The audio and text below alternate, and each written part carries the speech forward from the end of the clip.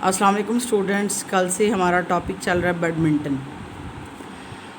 कल हमने badminton court का खाका बनाया था और उसकी पैमाइश वगैरह लिखी थी। आज हम पोस्ट या पोल्स और नेट के बारे में पढ़ेंगे कि इसकी क्या ऊंचाई, लंबाई, चौड़ाई वगैरह है। पोल्स की ऊंचाई कोर्ट की सतह से, यानी जो नेट के साथ पोल्स लगे होते हैं उनकी ज़मीन से लेकर नेट तक कितनी ऊंचाई होती? 1.55 मीटर। नेट की लंबाई कितनी है जी? 6.10 मीटर। यानी जितनी बैडमिंटन कोर्ट की चौड़ाई होती है उतनी ही नेट की लंबाई होती।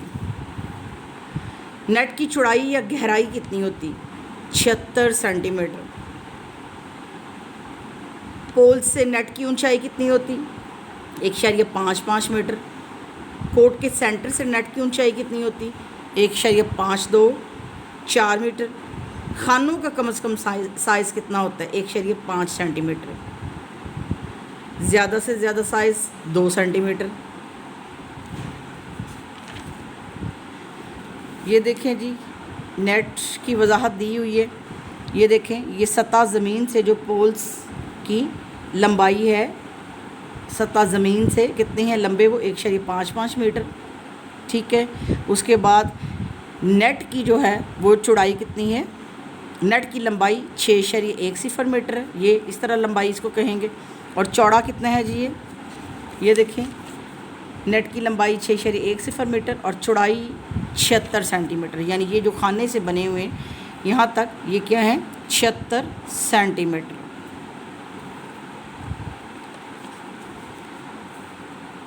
अब हम रैकेट के बारे में पढ़ेंगे कि रैकेट के कितने हिस्से होते हैं। रैकेट के अहम हिस्से हैंडल, तारों से बना हुआ हिस्सा कहलाता है, शाफ्ट और थ्रॉट जिसे टी कहते हैं। इसके अलावा रैकेट के पूरे हिस्से को फ्रेम कहते हैं, यानी जिसके अंदर तारों वाला बुना हुआ हिस्सा होता है उसको फ्रेम कहते हैं।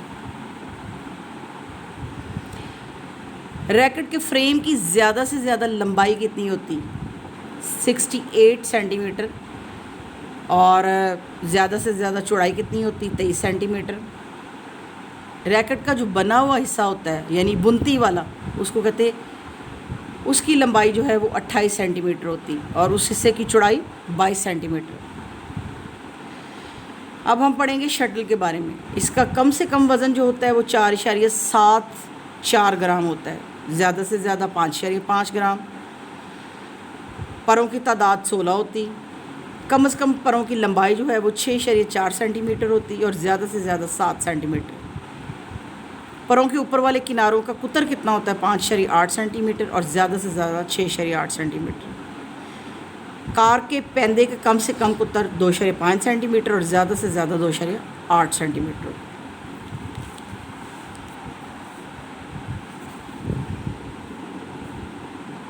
हाँ जी, अब हम पढ़ेंगे बैडमिंटन खेल के हवाले से मुंदरजा झैल नोट्स।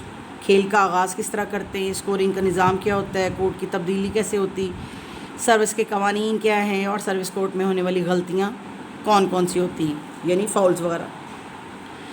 खेल का आगाज़ सबसे पहले जो है वो टॉस करके किया जाता है। आपने टीवी में अक्सर मैचेस वगैरह भी देखे होंगे, स्कूल और कॉलेजेस में लाइव भी देखे होंगे कि टॉस किस तरह करते हैं। वो एक सिक्का लेके उछालते हैं और दोनों टीमें जो हैं वो, उनका जो कोचेज़ होते हैं वो किसी सिक्के के एक साइड का इंतखाब करते हैं और जीतने वाली साइड को हक हासिल होता है कि वो पहले या तो सर्विस का इंतखाब करे या फिर कोर्ट की किसी साइड का, यानी वो ए साइड ले या बी ले।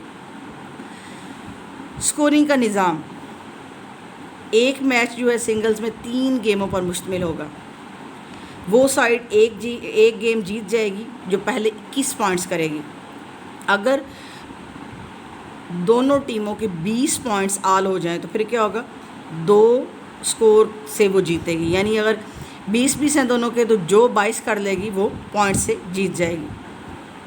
रैली जीतने वाली साइड ही अपने स्कोर में 1 पॉइंट का इजाफा करेगी। अगर स्कोर 20 आल हो जाए तो वो साइड जो पहले 2 पॉइंट्स की बढ़तरी हासिल करेगी वो इस गेम की जीत की मुस्तहिक होगी। मसलन 20, 22, 21, 23 वगैरह। अगर स्कोर 29 बराबर हो जाए तो वो साइड जो पहले 1 पॉइंट हासिल करती, यानी 30 पॉइंट्स पहले हासिल करती, वो साइड गेम जीत जाएगी। जीतने वाली साइड ही जो है वो अगली गेम में पहले सर्विस करेगी। और खेल के दौरान जब एक साइड की 11 पॉइंट्स होते हैं तो दोनों साइड्स के खिलाड़ियों को 60 सेकंड का वक्फा दिया जाता है। ये तो था सिंगल मैच के कवानीन। अब डबल्स के लिए क्या है जी? डबल्स मैचों के लिए एक सर्विस की जाएगी।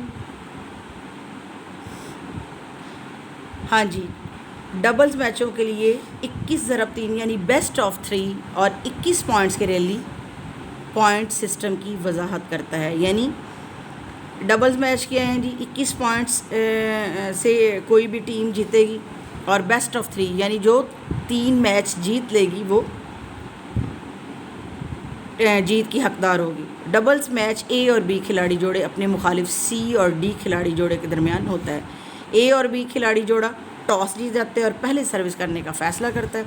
ए खिलाड़ी अपने मुखालिफ सी खिलाड़ी को सर्विस कराएगा और सी खिलाड़ी इंतहाई सर्विस करने वाला खिलाड़ी होगा। कोर्ट को कब तब्दील किया जाएगा? पहली गेम के अख्ताम पर टीम ए बी की तरफ चली जाएगी और बी जो है वो इस साइड पे आ जाएगी टीम ए की जगह पे। दूसरी गेम के अख्ताम पर फिर चेंज की जाएगी, कोर्ट को चेंज किया जाएगा। और तीसरी गेम में जब कोई खिलाड़ी या साइड पहले 11 पॉइंट्स स्कोर कर लेती है तो तब भी कोर्ट तब्दील किया जाता है। हाँ जी, सर्विस के कवानीन। जो ही सर्विस करने वाला और वसूल करने वाला अपनी मखसूस पोजीशन पर तैयार हो जाएं तो बिला ताख़ीर सर्विस करनी होगी। सर्विस करने वाला और सर्विस वसूल करने वाला एक दूसरे के मुखालिफ खड़े होंगे, यानी वितरी अंदाज में। इनके पाँव जो हैं वो सर्विस कोर्ट की बाउंड्री को टच नहीं कर रहे होंगे। सर्विस के आगाज़ से लेकर मुकम्मल होने तक सर्विस करने और वसूल करने वाले खिलाड़ी को दोनों पाँव का कुछ ना कुछ हिस्सा लाजमी तौर पर कोर्ट की सतह पर साकन होना चाहिए। सर्विस करने वाले का रैकेट इब्तिदा में शटल के निचले पैंदे को टकराएगा और इस वक्त शटल मुकम्मल तौर पर सर्विस करने वाले खिलाड़ी की कमर के लेवल से नीचे होगी। रैकेट की हरकत सर्विस के आगाज़ से सर्विस के मुकम्मल होने तक आगे की जानिब रहेगी। ये देखिए आगे जो सर्विस के दौरान जो है शटल को मारते वक्त हाथ और रैकेट की मुख्तलिफ हालतें। सीधे हाथ से सर्विस इस तरह और उल्टे हाथ से इस तरह। शटल रैकेट से टच होकर ऊपर की जानिब जाएगी और नेट को क्रॉस करते हुए बग़ैर किसी रुकावट के सर्विस वसूल करने वाले के कोर्ट में जाती है। सर्विस करने वाला खिलाड़ी सर्विस करने की कोशिश में शटल को मिस नहीं करेगा। अगर एक मरतबा खिलाड़ी सर्विस के लिए तैयार हो जाए तो सर्विस करने वाले खिलाड़ी के रैकेट की पहली आगे की जानिब हरकत सर्विस के आगाज़ की अलामत होती है। सर्विस करने वाला खिलाड़ी इस वक्त तक सर्विस नहीं करेगा जब तक वसूल करने वाला तैयार ना हो।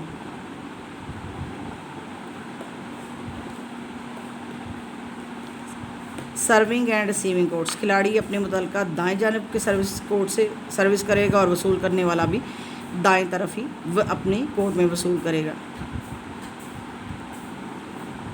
और बाएं जाने वाला खिलाड़ी जो है वो बाएं सर्विस बाएं तरफ से करेगा, बाएं कोर्ट से, और वसूल करने वाला भी बाएं तरफ ही खड़ा होगा।